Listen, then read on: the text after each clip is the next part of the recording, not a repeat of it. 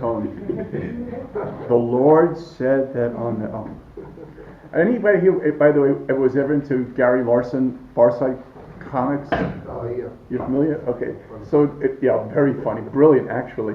So he once, in one of his introductions to his book, he writes a big thank you to his older brother who beat the living daylights out of him. And as a result of it, made him so crazy that's why his cartoons were what they were. Because he said, had he not done that, this is what my cartoon would have been like. And it had like 2 dogs and a cat in a circle, and there's a ball on the ground, and the cat says, "Oh, you have dropped the ball."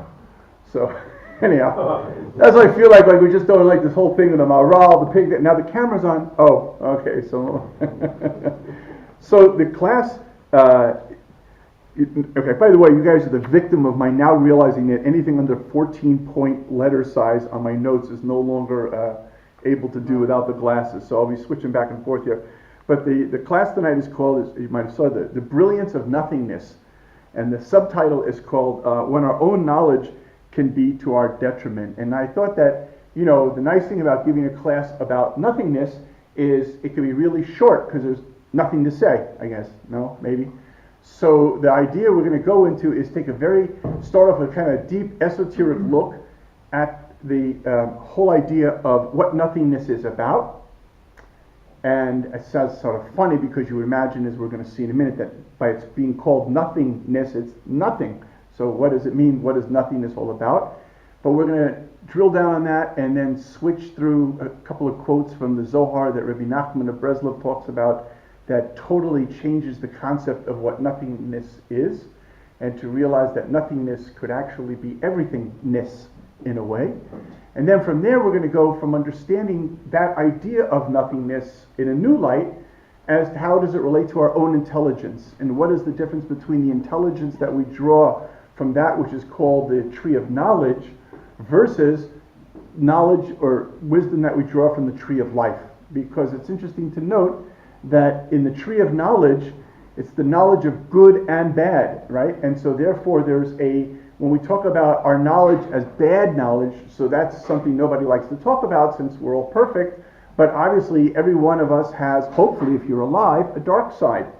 And the dark side has its little fantasies, and it has all of its other things that maybe come out over 40 years in therapy, or maybe never come out, or maybe come out in an unfortunate way and you spend the rest of your life in jail. But whatever it is, everybody has a dark side. That's part of being human. Welcome to Earth. I hope it's not your first time here. But when you have that dark side, so then at least a person could hopefully at some point acknowledge that they're human. And in acknowledging they're human, they can identify the bad side, right? Otherwise, this becomes the Pharaoh syndrome. Pharaoh said he was God. I'm sure everyone knows the famous story here that maybe some of you are old enough to remember groups like the SDS Weathermen and other revolutionary moments. When we would go and we would seize in the college campus, you'd go with handcuffs like Mark Rudd, and you would handcuff yourself to the door of the president, and you wouldn't leave because that was part of your anti-Vietnam demonstration. So the first time God sends Moses into Pharaoh, he sends him right into the chamber where Pharaoh's sitting on the throne and so on. But then, no, what comes after that? Moshe is cutting him off on the way down to the river, right? Because we know that if you're God, you don't go to the bathroom. So the king, Pharaoh, who was God, therefore does not go to the bathroom. He had a little royal golden cork. And every morning, about 4:30 in the morning, while all of Alexandria was asleep, you would see Pharaoh flying through the bushes down to the river. But Moshe got there at 4:25. And Moshe, why is God sending Moshe to go talk to Pharaoh on the way down to the river in the morning? Because Moshe comes out at 4:25, and Pharaoh's doing like the leg-to-leg thing like men do when they wake up in the morning. And Moshe's going on and on and on. This is the source of filibusters. It was way before the American government. And so suddenly, Pharaoh says, what do you want? And so he says, let my people go. He says, I'll make you a deal. Let me go, and right, I'll let your people go. So that was that relationship because Pharaoh had this ego. This ego was, I am beyond, human weakness, but we're not. So therefore we can identify that part of our knowledge which comes from evil. But can we identify that there could actually be part of our knowledge which we describe as good that could also be detrimental? That's the key question. And if that good comes from the wrong source, meaning it comes from the tree of knowledge as opposed to the tree of life, it could be more problematic, because the problematic part you can identify and deal with, hopefully. But the part which seems really positive, this is who I am, it's all part of my makeup, that could be the most challenging to really look in the mirror, other than Don Quixote, and come to grips with what that could possibly mean.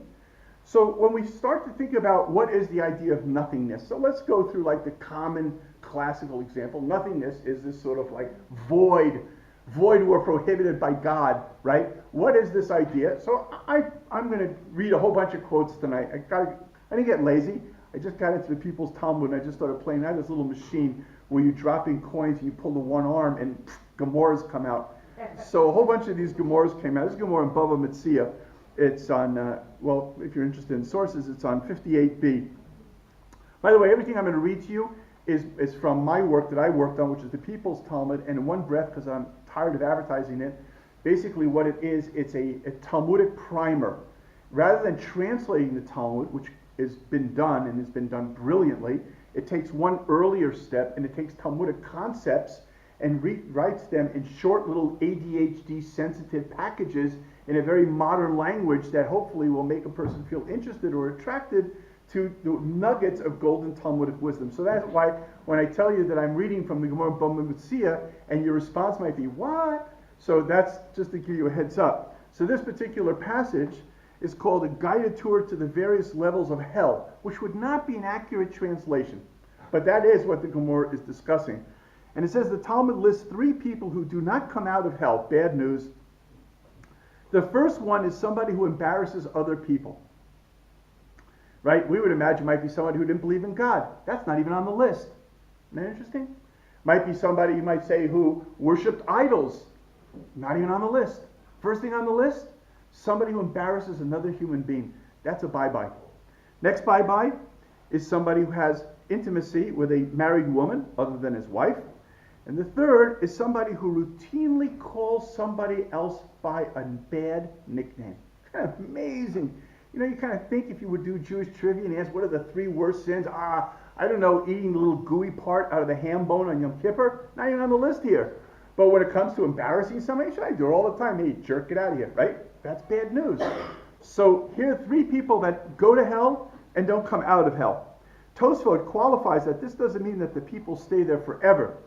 However, it says that most Jews go in and out of hell as a passageway to heaven. By the way, I have to I do this, you'll get used to me, I hope. But I like to always insert little Jewish jokes as I go along. So this one actually reminds me, there's a Satmar, a Bobover, and a Chabadsker, which might not mean anything to you. 3 religious Jews, and they all are in a car accident, they die, and they go to hell. And while they're in hell, the Satmar yells out to the Satmar Rebbe, I've always been a loyal student, save me, save me. And sure enough, the Satmar Rebbe comes and pulls him out. And the Bobover yells out, Rebbe, I never missed a tish, I was always there for you all the time. And the Bobover Rebbe comes and pulls him out. And the Chabadsker yells out, Rebbe, you're loyal, Talmud, please save me. And the Rebbe shows up and says, open a Chabad house. So, because you have to know what Chabad house is, what these poor guys, God bless Chabad, mamish, what they go through, it's probably worse than hell. Anyhow, so Tosfos says, however, these 3 particular people, they stay there for a full year, which if you're not familiar with Kaddish, at least by Ashkenazim, that's one of the reasons we only say Kaddish for up to 11 months, is because we don't want to make the assumption, God forbid, that the person was so evil that they would stay in hell for an entire year, which, it's going to be a bad night. It reminds me of another joke. And this rabbi's passing through this small town where there's no rabbi, and there's a funeral, and there's no rabbi to do the eulogy, and they come over to the rabbi, and they say, Rabbi, look, could you at least do a eulogy on this guy? He says, I don't know this guy. Well, please, okay, fine.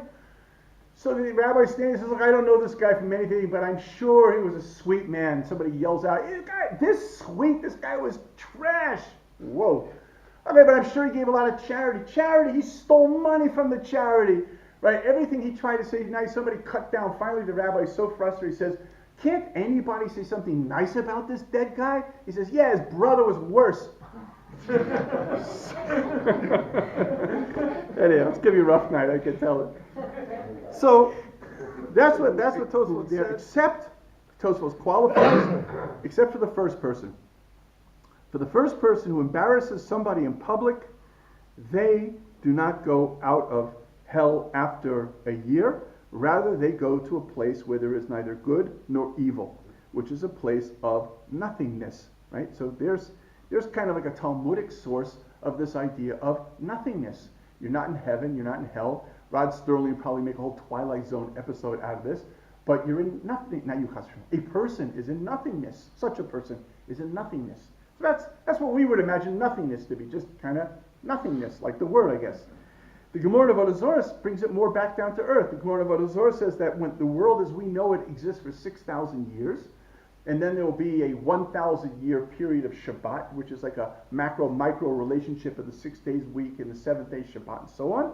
However, the first 2,000 years are referred to as a period called nothingness, because the Torah had not been given into the world. Therefore, there were very spiritually elevated individuals such as Shem and Abraham and Aver, who could intuitively understand and connect to meaning and creation, but there was no actual formal education directly from God to the world as to what it means to be involved in our purpose in creation. You know, it's interesting, if those of us that make blessings in the morning, I'm sure we all do, but those of us that use traditional blessings as found in the prayer book will notice that one of the blessings there, it says that God teaches Torah. Well, I don't know. Just imagine you showed up here tonight and Rabbi Aaron had a little poster, obviously with no picture. Tonight's teacher's God, right? And you come and there's nobody here, but there's just kind of a little chalk moving on the board or something. So, I mean, what really? I've been learning Torah for like 40 plus years. I never really remembered God as my teacher. And so what does it mean that God teaches his nation Torah? What is that? I mean, we're not stupid people here. There's got to be some meaning to that. And the answer is, it's a very important answer, is that God's classroom is the world we are in. And the class is 24/7. And therefore, one can learn through the experiences of our lives everything that God wishes us to be able to understand. And there are levels of it. You know, there are levels of wisdom. There's a level of wisdom which is called intellect. Don't touch that. It's hot. Well, if that works, that's nice. But if the little kid didn't listen to mommy and then put his hand on the pot and got burned, then that's the next level of education called experience.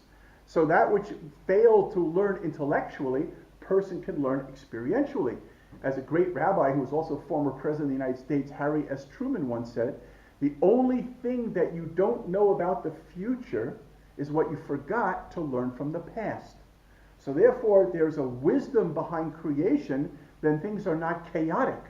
If there's science, people think that science is in conflict with Torah. Just the opposite. Science is the proof of God. Because the fact that there's hierarchy and that there are Seder and there's systems and there's order, that infers wisdom.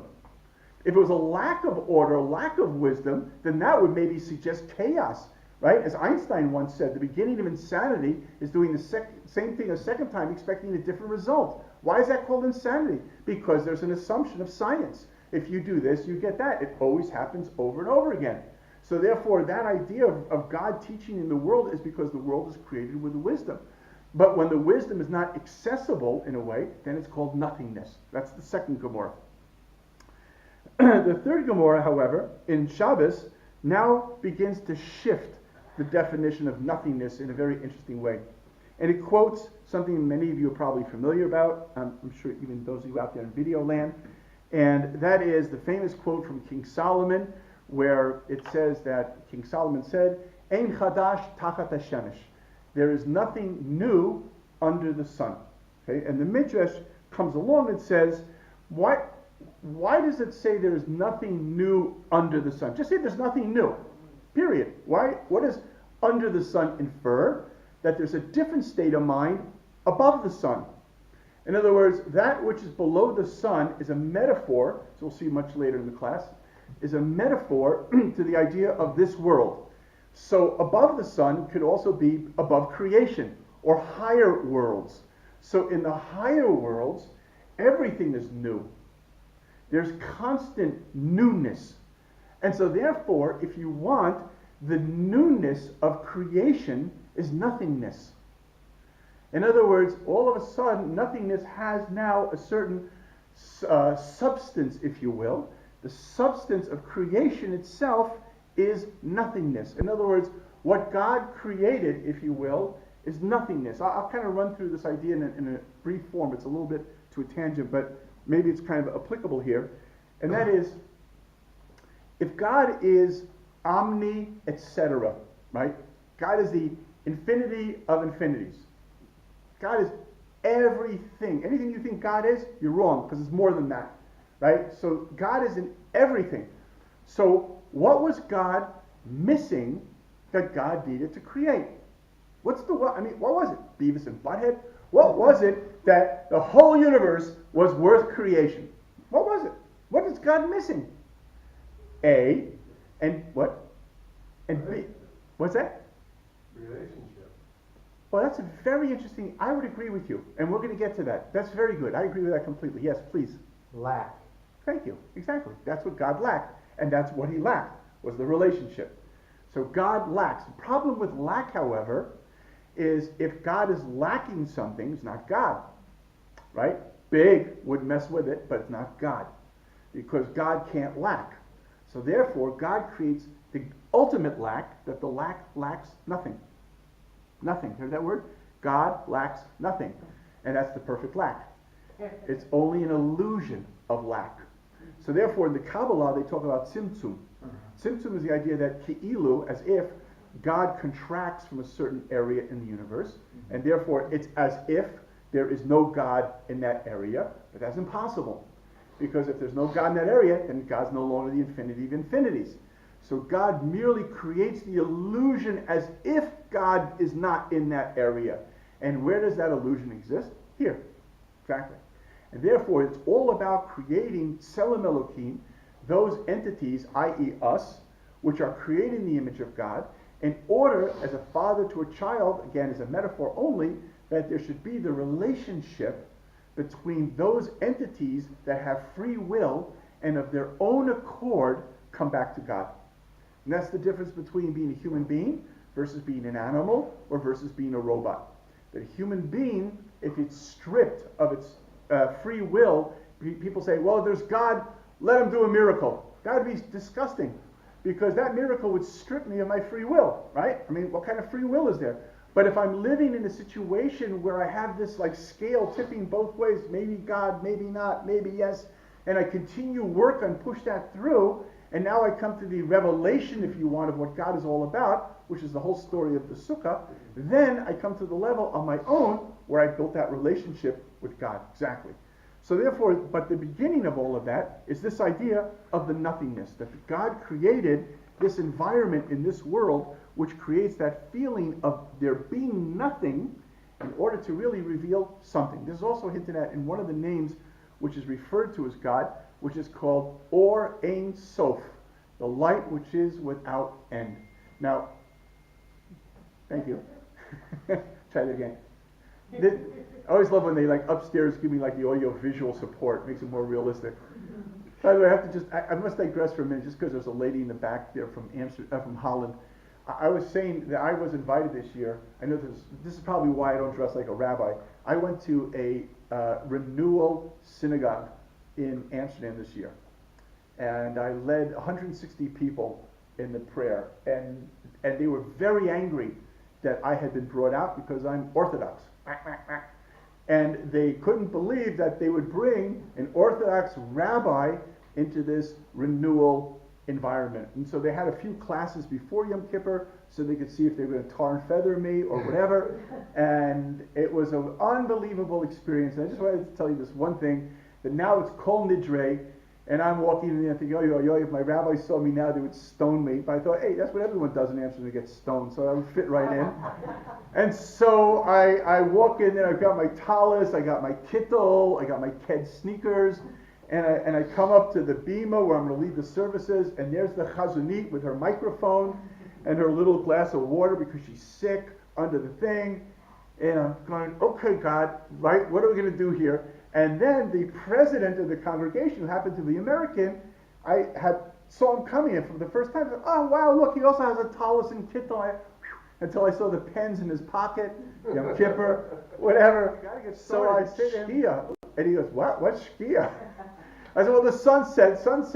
And he says, oh, okay, whatever. And it was a beautiful 17th century building with gorgeous bay windows, and it was pitch black outside. And he comes up where I am, and he bangs on the beam to tell everyone we must start. And as he bangs, a flash of lightning rips across the sky. The whole room is lit. There's a clap of thunder. The building shakes. And that was it. Not another lightning, not another thunder, the whole night. So I'm like, okay, we're on. Let's go. Showtime.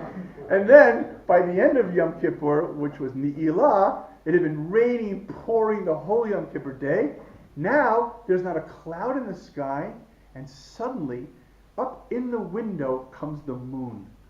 I don't know if you're into Good Morning Moon, but it was, here came the moon, and it was like God, like, wink, like at the end of the Yom Kippur. It was just an amazing, beautiful, and that's what that little ring sort of reminded me of. But anyhow, back to our class. So this whole idea, therefore, is that the concept of nothingness is actually, on one level, the essence of creation itself. Now we're going to take it a step further. Now we're going to shift over to the Gemara in Yuma. The Gemara comes up with a really, which I don't know if you guys are into studying Gemara. If you're not, you definitely should be, because it's way cooler than yeshivas make you think it is. And once you get in, it's kind of like being a jet, like being a Jew, like you're a Jew from your first Brit Milah to your last Kaddish day. But like once you get into the world of Gemara, there's nothing that the Gemara doesn't discuss. And here's a proof. Here's the Gemara in Yuma on Daf 20b that asks, what is sun dust called? Right? Sure, everyone in their memory banks has a memory of the sunlight coming in through the window, and there's that little twinkly stuff, right? So what's the word for that? Right? There's a book called The Meaning of Lif. I can't remember the name of the author. It was a guy who wrote the Motorcycle and the Art of Zen or something like that. I'm getting too old for these names. Anyhow, so what he did was he took about 150 names of small towns in England, and he used them to now create a new dictionary of definitions. Like on the pillow, what do you call like the cool part on the bottom, right? So he gave a name to it. So this is the Talmud doing it. What do you call that little flaky stuff that's called sun dust? It's Gemara's question. And the Gemara answers, that dust is called nothingness. Sort of strange. If it's nothingness, what am I looking at? Right? On the other hand, why of all things in the world, why would that be called nothingness? And then the Gemara has to prove that it's called nothingness, and it brings a very esoteric verse from the Bible. I don't know those of you who are familiar, but the majority of the book of Daniel is written in Aramaic. It's not even written in Hebrew. And in a quote in chapter 4, somewhere around there, my Christian friends can knock it out like that, but I can't. But it's like, if you, thank you. No, actually I think it was 4:13 or something, but it's when King Nebuchadnezzar is suddenly doing repentance. He's suddenly realizing how great God truly is. That's a whole thing there. And he uses this language of not or nothing, but it's spelled Lamed Hey, which normally not is Lamed Aleph. Although in Hebrew it's a joke. I don't know if you don't speak Hebrew, you might not get it, but those of us that were in the army got it real fast. And that is, there's two ways to say lo in Hebrew. One is lo for no, and one with a vav means him. So when your officer got really ticked off at you, and he's telling you no, he says lo im aleph, like no with an aleph. Don't think you're misunderstanding me here, okay? But here, this is even more cryptic. This is lamed with a hey, and it's the difference between a kriya and a ksiv, the way it's written and the way that it's read. And it's right in the middle of King Nebuchadnezzar saying that all of the speeches of the kings are nothing before God. King Nebuchadnezzar is getting to the level of realizing that all of the noise of this world, it's so much noise, and each society has its noise, it has its campaign. It's funny, actually a very dear Christian friend of mine in America wrote to me, he said, do you think that the Satan, which he's kind of into that thing, he says, do you think that the Satan is going to just make so much noise in America that people no longer hear the voice of God? And I actually responded based on this Gemara. I said, well, there is a very deep idea like this, that noise is the thing that actually prohibits you from hearing. That's why God gave the Torah in the desert, so there'd be no noise, so you could hear. Think about Noah. Noah builds an ark. not the best builder. I mean, crank out one ark after 120 years. I wouldn't invest in him. But whatever. You got one out. You can't knock that, right? It didn't have much rollover return. He got one out. Okay, fine. So one ark goes out of this, failed startup investment. And he's in the boat for a long time. It's just a 40 days and nights of the binky. But there was a lot of time out there. And finally, he sends out the raven. Raven doesn't want the job. Sends out the dove. And finally, whatever. Right? Doors finally open. Everything's soggy, misty. You can imagine what it is. And he's coming out, and he's right there. And what's the first thing God says to Noah after all of this? He says, well, now that I have your undivided attention. Sometimes we make so much noise in our world that God has to break our world apart just so we could hear that little silent voice that Elijah had to hear when he was running from the Mount Carmel experience, to hear that quiet voice that God talks into. So King Nebuchadnezzar, who was the evilest of evil, maybe I always like the other name in the later day king of Evil Murdoch, right? He must have been really bad. If they name a king evil, he's bad. But Nebuchadnezzar was still pretty bad. And nonetheless, he came to such a high level of awareness of God, the Gemara says that an angel had to come and smack him in the mouth because he was starting to praise God on such a level, he almost surpassed King David. It's amazing. So therefore, when somebody where is the furthest part on a circle? If you start a point on a circle and you start to move away from it, the part which is the furthest away is right next to the beginning. So Nebuchadnezzar, because that's the cyclic nature of our world, it's not linear, he moved so far away from God, he actually came back by being right next to King David. So therefore, Nebuchadnezzar got to the level where he denounced the noise of the kingdom. And yet the Gemara says that the sun passing through the sky in the day is like a harish, a saw. Like somebody using a buzz saw to cut down cedar trees. That there's so much noise that the day creates, it drowns out the language of the kings in the Roman Empire. And then it says, and if it wasn't for that sound of that's all we would hear would be the sound of the Roman Empire. What does this mean? And why cedar trees? Why not redwoods? What's a cedar tree? So the cedar tree is always a metaphor for a holy person. And therefore, what it means to say is that the voice of the holy person is often very difficult to hear because there's so much noise to try to drown out that sound of truth. So therefore, the sound of the sun, if you will, the illusion of infinity, right? What's the biggest problem we suffer as mortals? To realize we die. But when we realize that we will die, we become very humble. That's a beautiful tool to become humble. And therefore, we become humble, we have room for God, right? That's what ego is all about, right?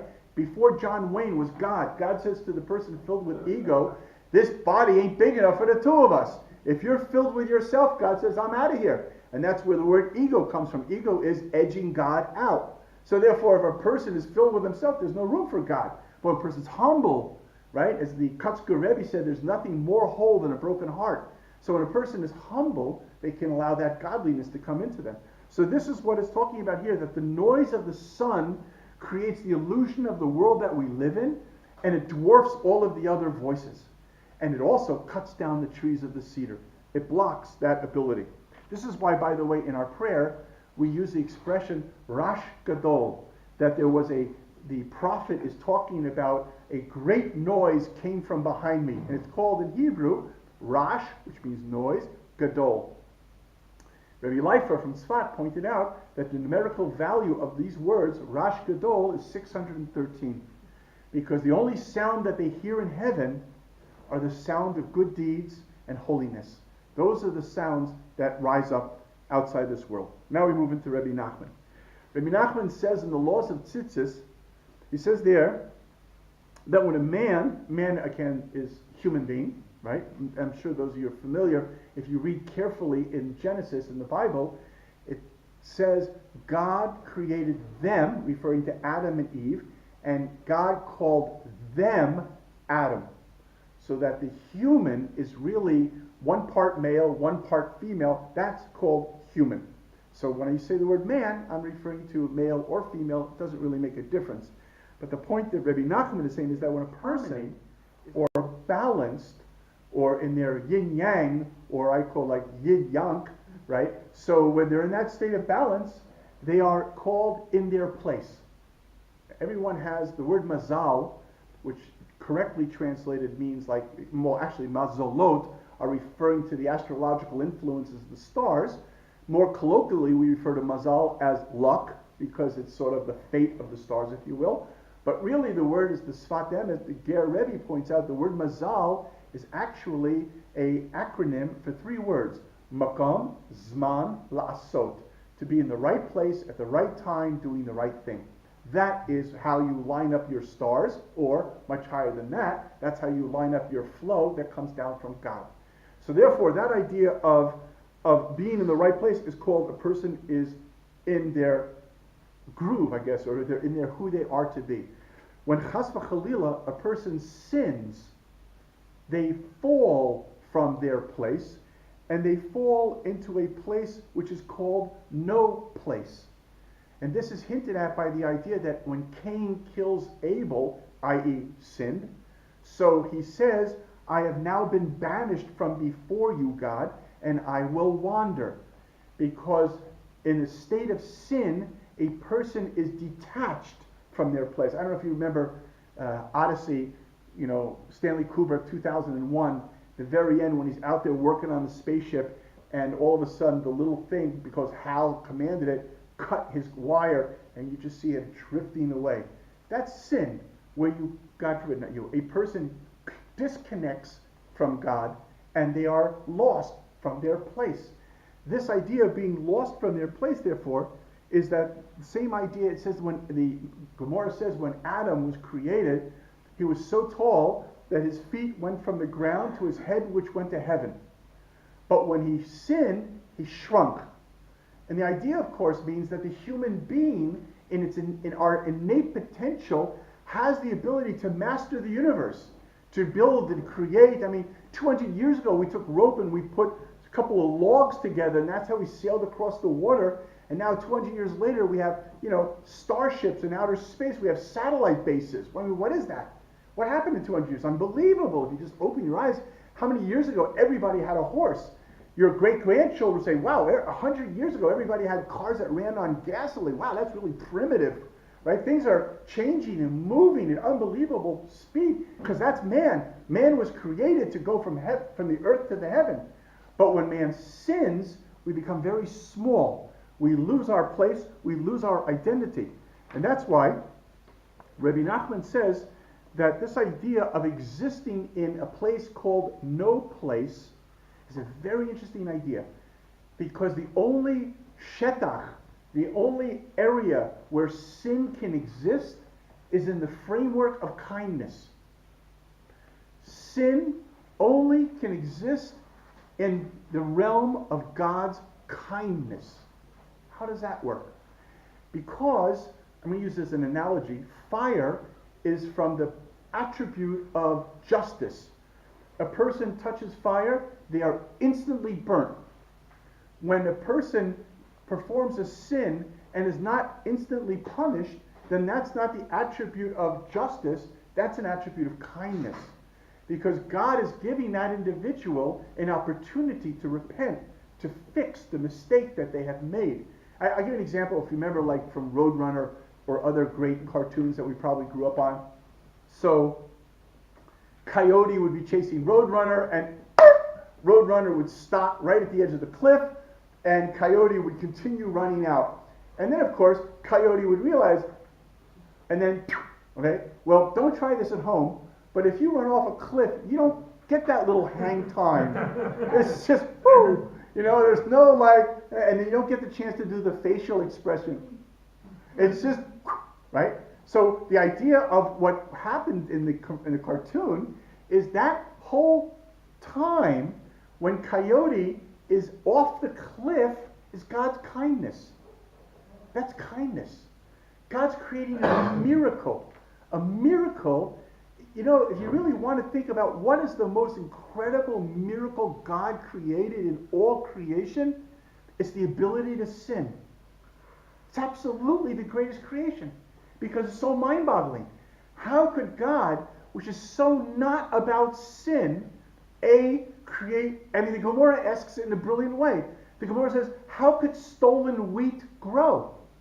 Right? So it's created in a way where there could be a possibility to sin is phenomenal. It's phenomenal. And not only that there could be a possibility to sin, which is already phenomenal, but the sinner can continue living.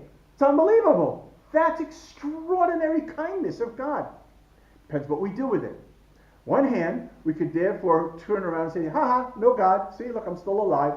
It actually reminds me of a story of way back in my yeshiva days. There was one particular rabbi had this boy that we all loved, young kid, who was brilliant beyond belief. And there are stories about this kid when he was 7, 8 years old. And once, a very religious Orthodox Jewish boy, and he went out, and it was Shabbos or Shabbat, and he comes across a group of secular Israeli soldiers, and they're smoking cigarettes. And they're blowing the smoke in this clearly religious boy's face on Shabbat.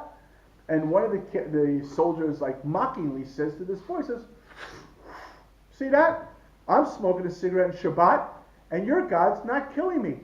And the little kid says, oh, but he is, because you're going to get lung cancer. Right? So it's just a question of realizing how long that period of grace that God gives the sinner. That the sinner has free will to conclude that there's no God, and there's no justice, and there are no ramifications of actions, or to realize, oh my gosh, look at this. I have nothing that I deserve to be alive in my current state. I have no merit whatsoever, and yet I'm alive. God is awesome.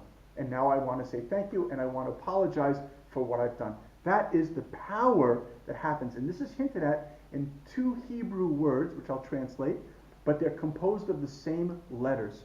One word is called shefa, which is, I think, where the English word chef comes from, but I don't want to go down that road right now.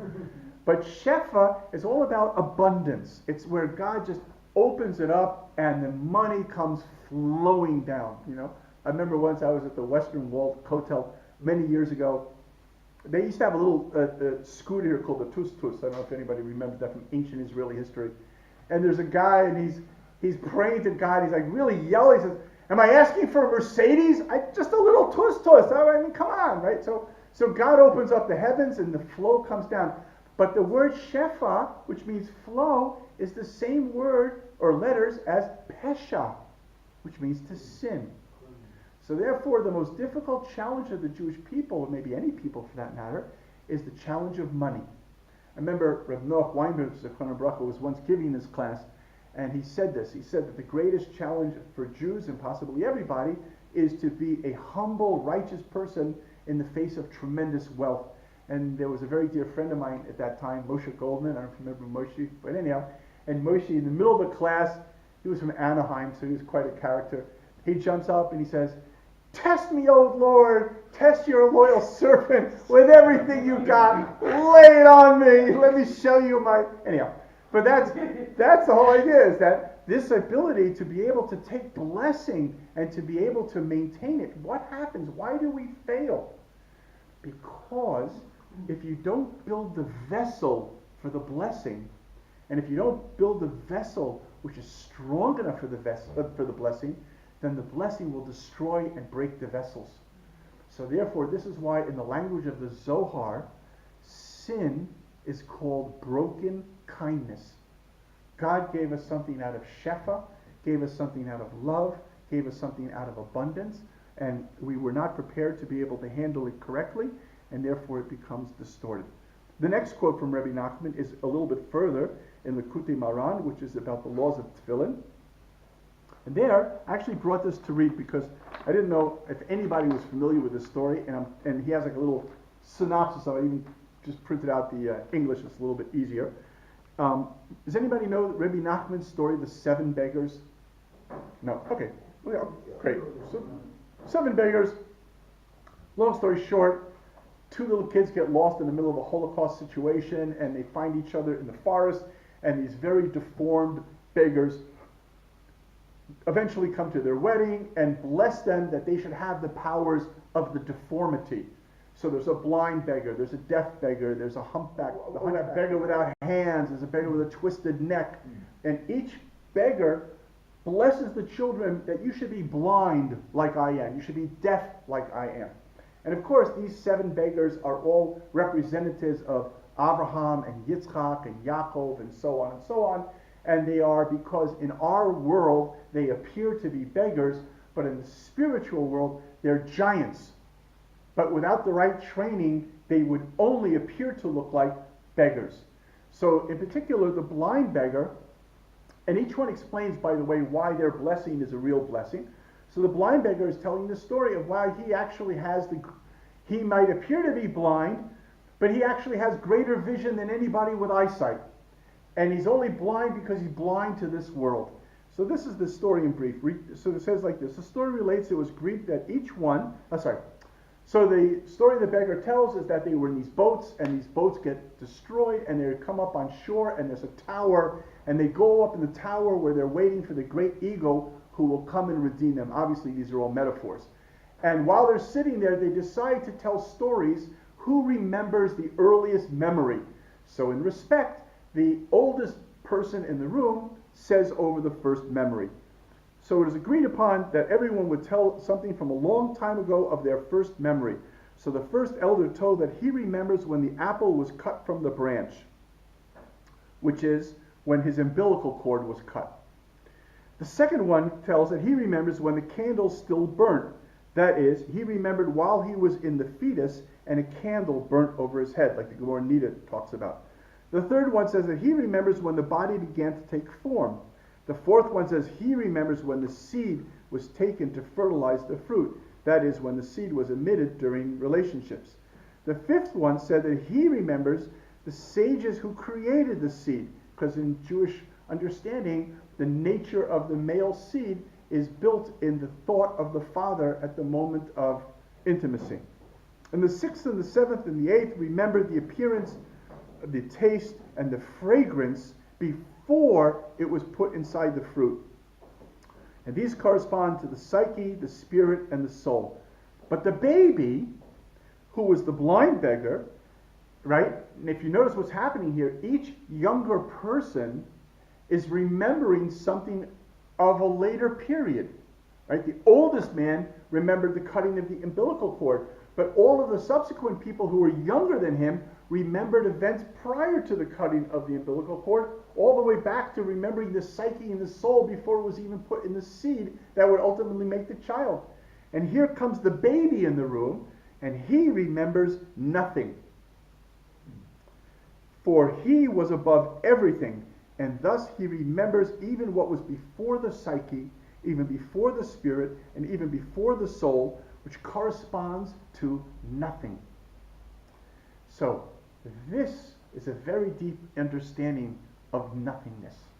And this is why this story appears in the teachings of tefillin. Because tefillin, if you want, maybe that's where the word comes from, to fill in. Tefillin comes from something which is sitting on the head. It's about knowledge which is higher than our knowledge. It's about a greater wisdom and how to access that greater wisdom and allow our knowledge to not just be our personal knowledge, but to actually become godly knowledge.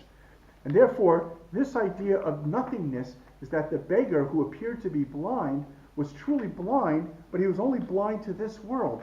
And what he saw was way beyond anything else that was created in this world. And that is the same idea of Yitzchak. Yitzchak was not blind. Yitzchak had, according to one opinion, we're not going to go down that road right now, but Yitzchak was actually, yes, sacrificed at the Akedah. And he came back to life. He was the first person to experience resurrection of the dead. That's why in our prayers, the second blessing is the blessing of resurrection of the dead, and it corresponds to Yitzchak. The first blessing is Mogen Avraham, to Abraham. The second blessing is Yitzchak, resurrection of the dead.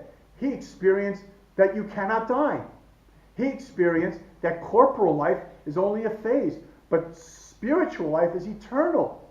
And therefore, by him, he was blinded to this world. So when you talk about the evil of Esav and how bad he was and all of that, Yitzchak laughed. There's no such thing. In fact, everything can be brought together. And in fact, Yitzchak was right, because in the end of the days, Esav will actually reunite in the way that Yitzchak saw. Rivka, on the other hand, said, okay, that's really nice pie in the sky, but right now Esav's not ready for that, whatever. But the bottom line is that Yitzchak had that vision. And that becomes the level when we start to think about this. This is the level now, how do we apply this to our own level of knowledge? And so the question now becomes something that Reb Noach Weinberg also, as Kram Bacha used to talk about from Meshach Torah. He asked the question, how do you know what you know? Right? Everybody knows what they know. How do you know what you know? So in brief, if we are willing to be able to appreciate and take an honest, authentic look at our knowledge and not be threatened by the process, right? Norman Mailer once said, he was one of my professors at Syracuse University, he once said that if you really want to be a good journalist, you can't be objective, because that means you just don't know anything. And you can't be subjective, because that means you also don't know anything. So what you have to do is, you have to become subjective and then become objective, because now you're objective with a subjective reality. And the analogy he used was, you jump into the lake, because you know you're not going to come out a mermaid. You're just going to come out refreshed. So you jump in, you join the Black Panthers, you live with them for 2 months, and then you come out, you write about them, because now you know what you're talking about. So the same thing, if we're willing to take the jump into our own knowledge bank and question things that we never questioned, we might be amazed what we'll learn. And that question is, how do you know what you know? You'll discover that there are two primary platforms for your information. There are those things which are, let's call them your sources, which could be your parents, could be your teachers, could be your friends, God forbid could be the internet, right? There could be all of these various sources, but whatever the sources of your information, of the things that you know, what's most important to understand and to challenge is how trustworthy are those sources, and did they have an agenda? Do they have an agenda?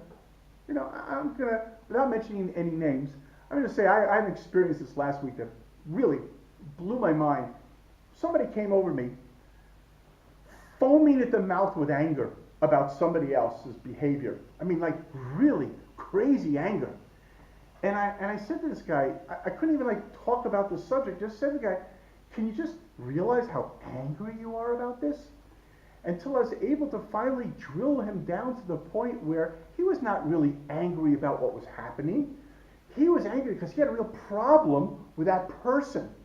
So because he had like a base problem with a person, the issue was no longer an open conversation or discussion. It was just about anger that was coming out. And so too, in business, you know, my background was, whatever, it doesn't matter, but I worked many years in mobile commerce.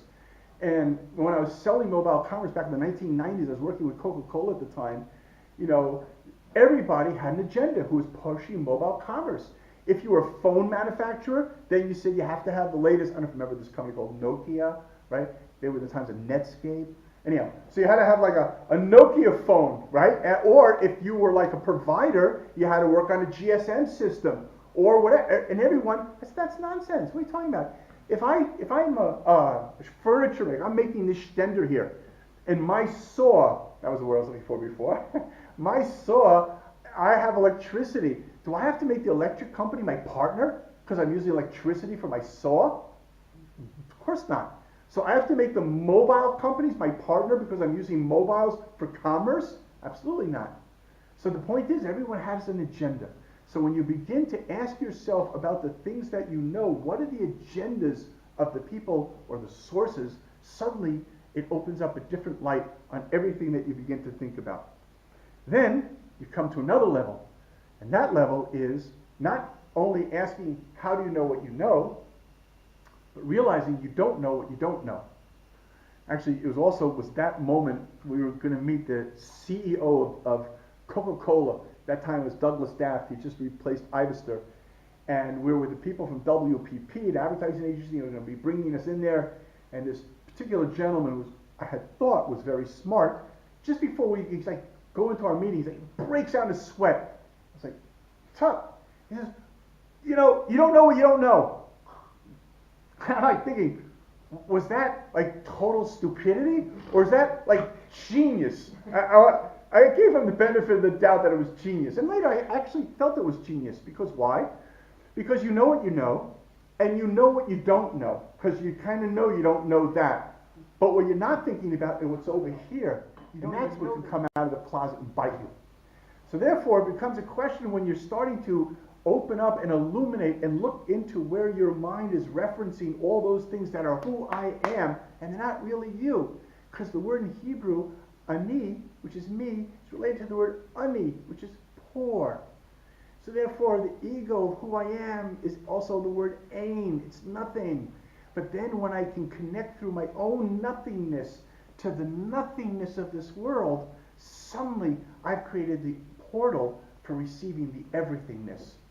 When I can open up the ain, I can connect with the Ein Sof. It's that easy. But it's a question of coming to that ani and understanding that as I look at my relationships. And therefore, this has to be done through two primary tools: humble and love of truth. Moshe Rabbeinu was selected to go up and become the wisest person in the world ever, like i.e. whoever stood on Mount Sinai for 40 days without eating, drinking, or sleeping. And actually it wasn't 40 days, it was 120 days, because he went up 3 times. And he received the Torah, and he was like even hanging out with the angel of death, who became his buddy, who gave him the secret insight how to use the incense when need be. Right? Who did that? And what do we accredit him to? That he was like 3 foot tall with a giant head because he was like no. He was humble. He was humble. Why is humble being so important? You know, by the way, I know I said this in the other class I was here, but it's such a great line, I'll repeat it. There was a particular movement in the late 1900s in Eastern Europe called the Musar movement. And one of the yeshivas there was called Slobodka. And every night between 7 and 7:30, 500-600 people in this giant hall, the study hall, would start to, like Jewish mantra, I'm nothing, I'm nothing, I'm nothing, trying to break down their ego. And one guy, maybe Shlamazel, who knows, first time ever in yeshiva, he walks in at 7:05, there are 500 guys chanting I'm nothing, and hey, when in Slobodka, do like Slobodka. So he starts, at first he's a little nervous, he's kind of whispering, I'm nothing. But after a few minutes he's into it, yeah, I'm nothing, I'm nothing. Some of the guys look over and says, look at this guy, walks in the door, he thinks he's nothing. So you could be as big an egomaniac talking about how humble you are than just being humble, right? And so therefore, the idea of really being humble is just being honest with who you really are. But Moshe was chosen because he was humble. Why? So for this, I have to bring down an esoteric source from Dr. Seuss in Yertle the Turtle. If you remember, each time Yertle put another turtle under him, he got higher and higher. And therefore, every time a person rises higher and higher in wisdom, what you're realizing is that in terms of how much you have learned, right? You went from here to here. So how much you learned is infinitesimal compared to how much further you can now see that you don't know. Because when you were here, you only saw that far. So this was all you didn't know. And even though you now only grew that much, you could now see here, which is even much more that you don't know. So therefore, the highest level of wisdom is the level of you don't know. And that's why, although there are 3 days in the Jewish holiday associated with the giving of the Torah, the highest of them all is Purim. That's why the second day of the receiving of the Torah is Yom Kippur. The first day is the holiday of Shavuot. But the real getting the Torah was Yom Kippur. When Moshe came down with the second tablets was Yom Kippur. And that's only a day called Yom Kippurim, a day like Purim. And Purim, Kimu v'Kiblu, was even higher than Nasev and Nishma. And so therefore, on that day of receiving the Torah, Purim, what's the level? Ad shelo yada, until you don't know. So the highest level of wisdom is getting to the level of knowing you don't know. And the more that you know you don't know, if you're really an honest person, the more humble it makes you. Because you don't know. Right? There's a famous Medrash of Rebbe who was very close with his Caesar at the time, Antinous. And he was like, I don't know, like maybe it was Yerushalmi Gomorrah. And he was running, and all of a sudden, Antinous is there with some of the senators, and he says to him, Rebbe, where are you going? And Rebbe's kind of like this. He probably had like one of those little Fred Flintstone sand watches on or something, you know? And he's like this. And he says, I don't know. And Antinous comes over and says, look, Rebbe, I know you and I are tight, but this is public. I'm here in front of the senators. I'm Caesar, for Caesar's sake. And like, you can't do this to me. I'm going to go back over there. I'm going to ask you, answer me. Rebbe, where are you going? Rebbe's like, I don't know. Says, look, Rebbe, what are you doing here? I'm going to ask you a third time. If you don't ask me a third time, I'm going to put you in jail. That's the last thing I ever want to do. Goes back, Rebbe, where are you going? I don't know. So Rebbe goes to jail. So Caesar comes to visit him at night. He says, Rebbe, what is it? All you had to do is just say where you were going. Go to the grocery store. That would have been good enough. I had to put you in jail. Rebbe says, look, I thought I was going to yeshiva. Now I see him going to jail. I don't know. So nobody knows where they're going, right? And John Lennon once said, life is what happens to you while you're busy making other plans. So nobody, that's like one of the ironies of the human being. We have eyes that look forward, and yet the future is the one direction we can't see. So we don't necessarily know where we're going or what's happening, but we can be humble in the wake of understanding that there is someone who does know where we're going, who controls our every movement, our every step. And the more that we allow God to use us as conduits of bringing godliness and goodness into this world, the more that we understand that our life is really going in a very positive place. But it has to be coupled with a love of truth. And there's a very beautiful, many stories in the Gemara actually, where rabbis will be fighting with each other. And all of a sudden, in the middle of the fight, one of them will have the foil to like the throat of the other one who's against the wall. And now, normally you would win the debate. But the rabbi with the foil, I guess you'd hold it with the other hand, would then run over and stand next to the other rabbi and says, hey, listen, you can answer my question with this answer. And then the rabbi would say that, and then there'd be that. What's that all about? Isn't the whole idea of debating winning? And the answer was, no. There's no issue of winning. It's about knowing the truth. It doesn't matter if it comes out of my mouth or your mouth. If it's true, it's true. And therefore, if I have a love of truth, then even if I'm wrong, I'm going to be very happy.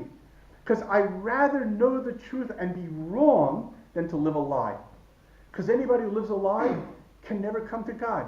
The Gemara says a person who's a liar will never get past the veil in the next world of God, because God's all about truth.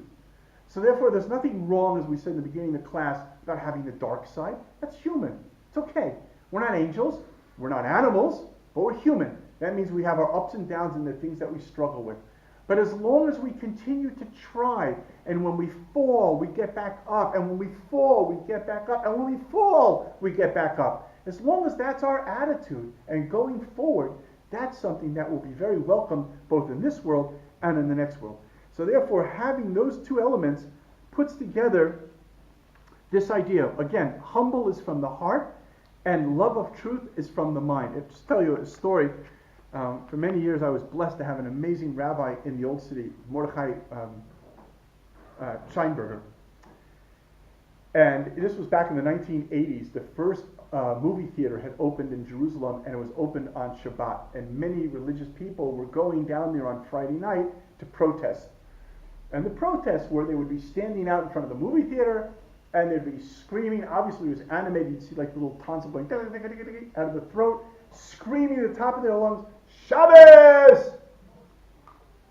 And so we came to our rabbi and said, Rabbi, what do you think about all this? What should we do? How should we act? And so Rabbi Mordechai said, if I was there, I would do things very differently. Really? What would you do? He says, I would go down there and I would scream at the top of my lungs, Shabbos! What? No. They're screaming Shabbos! But I would scream Shabbos! It's like, okay. Got it. There was a kids magazine called High Life. We had to tell the difference between the pictures, some one little detail. Okay, what could be the difference between Shabbos and Shabbos? He said, when they're yelling Shabbos, what they're really yelling is, if I could, I'd kill you.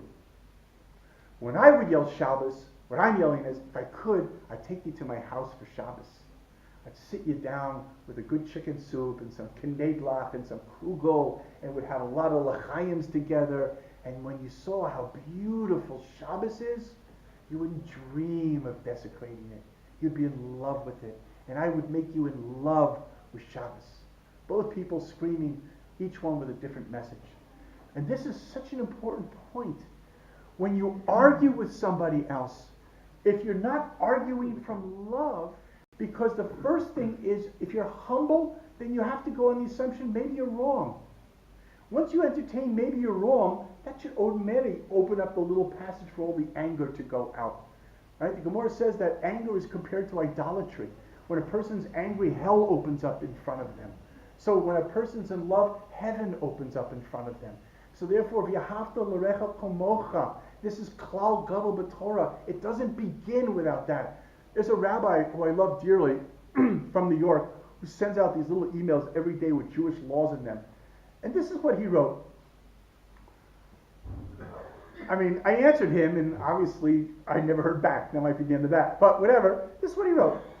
He said, if you're making a shidduch, you're trying to find a match for your son, and it's a choice between two girls, and one girl comes from, and I'm using the word he used, a frum home, but they lack a lot of positive character traits, what we call midot.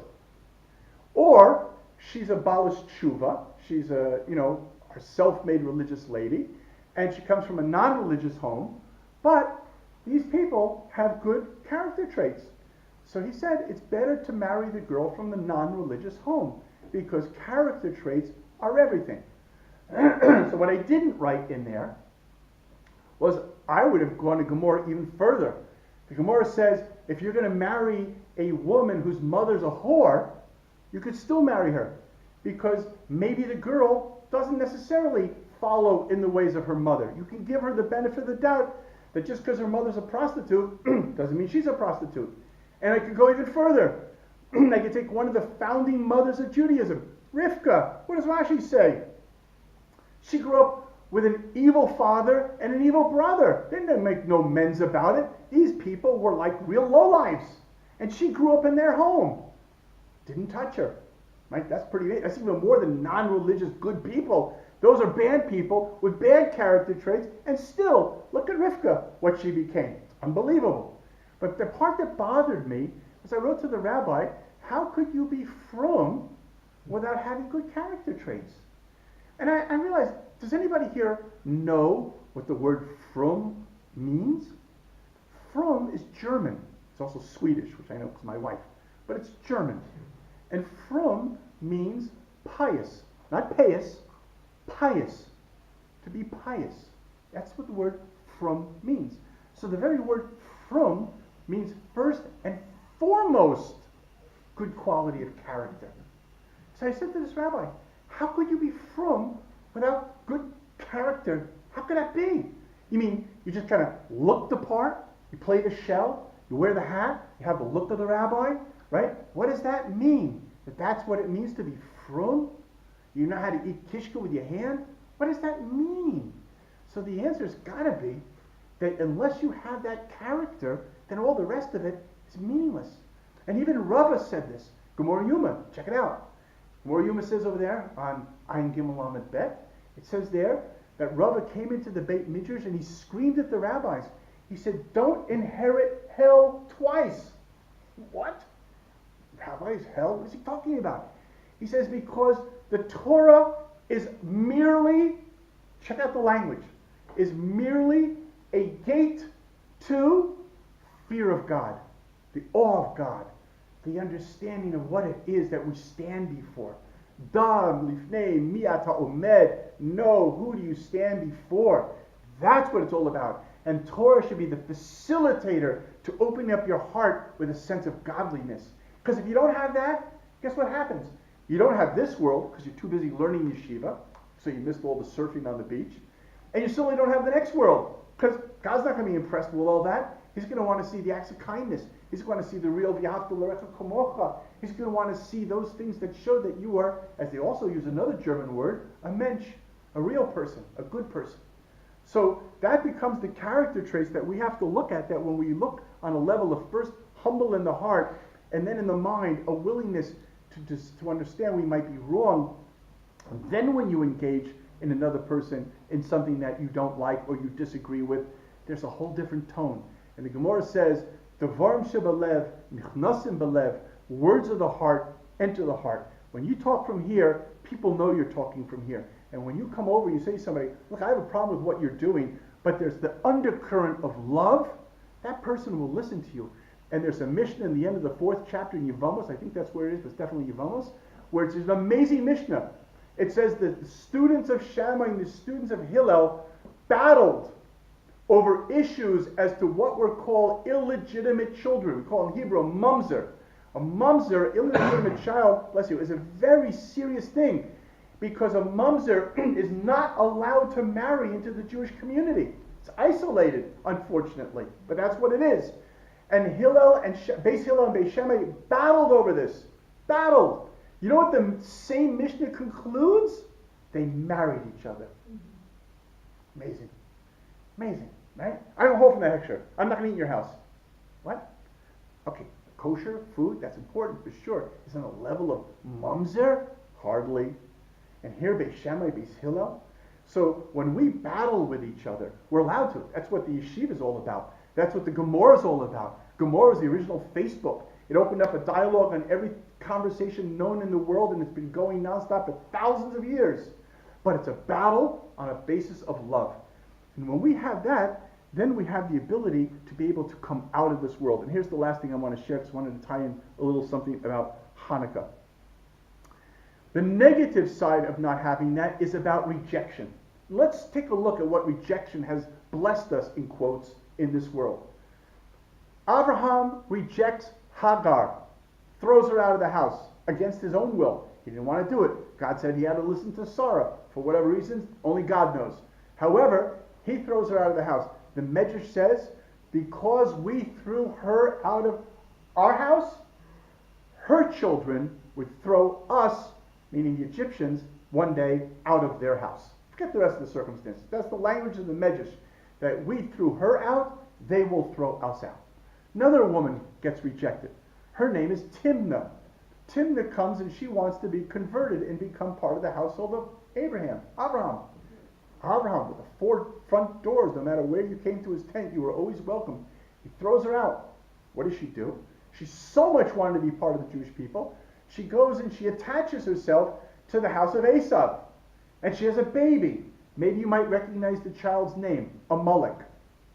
So the greatest enemy in Jewish history, non-stop enemy of the Jewish people, was created through rejection. The Arab world is rejected by us. The Esavian Roman world is rejected by us, and we pay for it on a very deep level. The temple is destroyed by rejection. Kamsa bar Kamsa. Kamsa is mistakenly invited to the wedding ceremony of his arch enemy. And the arch enemy comes along and embarrasses him. Remember, that was the Gemara we said, one person who never gets out of hell, person who embarrasses somebody in public. Well, there he is. And to the point where this Kamsa is so embarrassed, he says, you know what? I'll pay for the entire freaking meal. Just don't embarrass me. And the rabbis were sitting there, and nobody got up and protested. Nobody said a word on his behalf.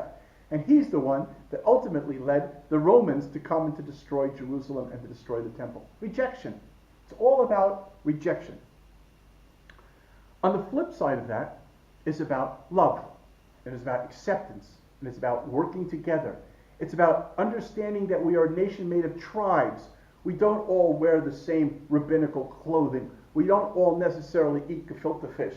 We all have many different things about us, but we can unite in our understanding of oneness of God, and we can unite in our participation in observing God's Torah and wisdom in this world. That's why the first time Shema Yisrael was really said was when Yaakov was on his deathbed, and he said, oh my gosh, until now we've been a one-man show, Abraham, Isaac, Yaakov, and now I've got all these kids, and the kid said, Shema Yisrael, because that was his name, remember, Israel was his name.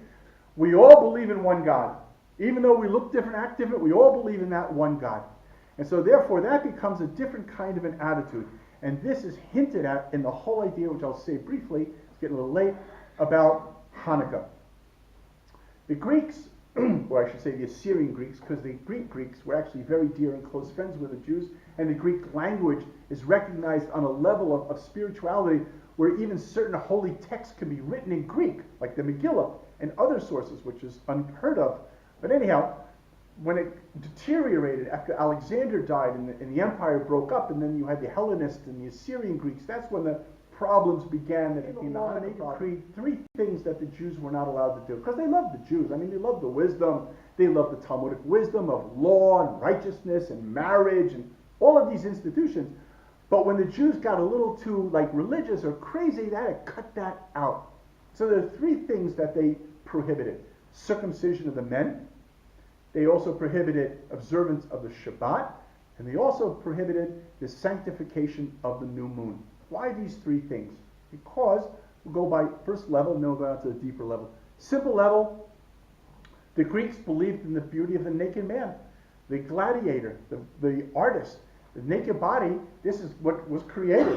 To circumcise a man is outrageous as to cut off his nose. This is what God made. Who are you to mess with that? And therefore, you desecrate man by performing circumcision. The idea of Shabbat is ludicrous. You want to have a day off? Fine, have a Sunday. But to say that you would kill somebody in the Jewish court under the proper circumstances because they violated the Shabbat? What are you talking about? It's just random names, and you don't call it Monday, call it Baka, right? It doesn't matter. It's just all one period of time as day and night, and we just make this up. So Saturday is not intrinsically any different than Monday or Thursday. So why are you getting all bent out of shape, Jews, and killing people for violating the Sabbath because you carried a little clothespin from a private domain to a public domain? What's that all about? And if you guys aren't nuts enough, you're going to tell me that the manifestation of the new moon is because there's a bunch of Jews that got together and said, ta-da, it's the new moon, which means that even if they were wrong, they're right. By the way, I have to just tell you a quick story. There was a shul, Birchas Torah, in the Old City. I don't know if you've seen the beautiful synagogue in the Old City. It wasn't always like that, especially when I lived there. It was just one big St. Louis kind of arch. And it had a little area where the synagogue used to be. And we were at a yeshiva called Birkat Torah, and we came out, and there was no light in there, by the way, in this open area. And we came out one night to sanctify the new moon. So there happened to be about, maybe 15, 20 German tourists who were there. And they were in the dark, looking like the best they could at the little plaques that explained where they were. Now I'm trying to imagine from their POV, from their point of view. They saw this building where we were, with, fluorescent light, and all you could see silhouette of black heads and everybody this kind of thing, black hats, I mean. And then all of a sudden, the door opens, and again, light pouring from behind us, all these black hats, and we're all coming out, and they're and not only that, we're all coming towards them, but we really weren't. We were just coming towards the centerpiece and so on. And there's one guy, Shalom Gold, who normally stands at about 6'4", 6'5", and really big. He happened to stand up on the centerpiece, so now he's about 10 feet tall, and they're all kind of against the wall while we're all there. We're not even noticing them, and then we start to pray because we're praying looking up at the new moon, and he catches out of the eye that they're all like this on the right. So he 6'5" on this 4-foot thing, looking at the moon, goes, "Ow!" You never saw people move so fast. They're "Boom!" Suddenly there was nobody there. It was go on, Jews are howling at the moon. We're out of here. We're going to be the sacrifices for all we know. Anyhow, true story, Midrashiah. So they bolt. Anyhow, so that's the third thing. The Jews sanctifying the new moon. What's that all about?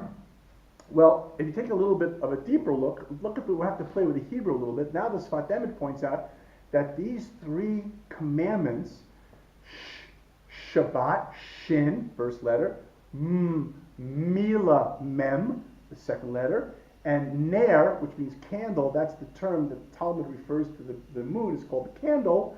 These three letters spell the word in Hebrew shemen, which is oil. Already a hint to the miracle of Hanukkah that through precisely the three commandments that the Greeks wanted to shut down, these would be the very ones that would rise up. Going a little bit further into a sefer that's called the Cholon Noach from Reb Noach Chefetz, he writes there on a much deeper level that if you look again at these three letters, you have Chodesh, Chet, bless you, which is new moon, Chet, Chodesh, and then you have Mem, Mila, and Shin for Shabbat. It spells the word Chomesh, which means a fifth. And the Parsha, the chapter of Hanukkah, always coincides with the stories of Joseph. And in the story of Joseph, Joseph says to Pharaoh, prepare the land. Let's see if I can do this one. It's definitely verse 34. I remember that. I'm going to say it's chapter 40. I hope so. 40, 34. Check it out. But there, in the Hebrew, is the word chomesh, which is translated, unfortunately, through Art Scroll as to prepare, but it really means that Joseph was saying that everyone would have to give a fifth of everything they had to Pharaoh. Then, later, when the Jews come out of Egypt, it said they came chomoshim, which one level means weapons, or one level means a fifth. Only 1/5 of the Jews came out, but it's the same word. And this word of the fifth of chomesh is the idea of the 3 mitzvos. That these 3 particular commandments are how we can come up out of Egypt. And Egypt is a metaphor for creation, because Egypt means to be mitzarim. Egypt means to be bound, to be narrow, to be in no place. The sinner is in no place, and his king thinks he's God and doesn't go to the bathroom. And the soul is Moshe.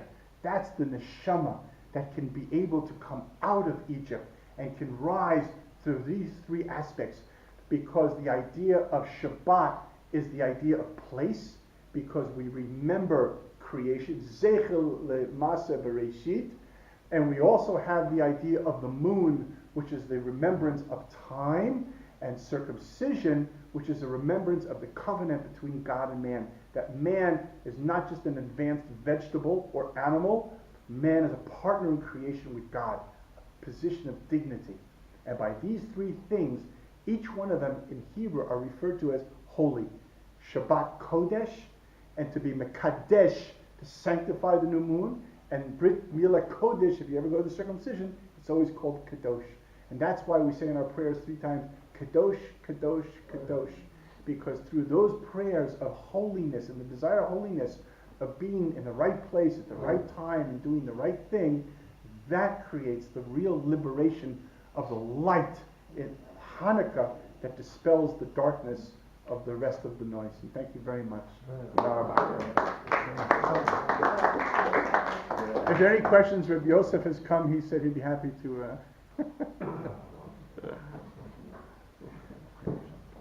Does the idea of Buddhism, where you become nothing, has such an appeal?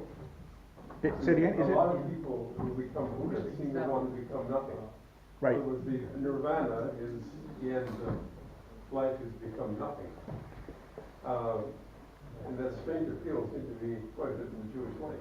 Well, I think that a deeper learning of Buddhism would reflect a more similar idea in Judaism, which is that reaching the level of nothingness is not the end game. It's the beginning of entering into the everythingness. But in other words, when a person is trapped in their own world and they think they have everything, then they actually have nothing. But when they're able to break out of that world into realizing the nothingness of this world, then they have opened the portal for receiving the everythingness that God provides. Now, Buddhism obviously doesn't talk in the term of God, but it does talk in the terms of correct action. That's why Buddhists are very involved in doing. And that is very similar to Judaism. It's not cerebral. In other words, not enough to believe in God. Faith is a verb. What's that? Faith is a verb. Yes, right. No. Exactly. Well put. And therefore it has to be accompanied by actions, deeds. Great. Oh, nice to see you. Nice to meet you, Mom and Dad. Hope it's better than the NFL.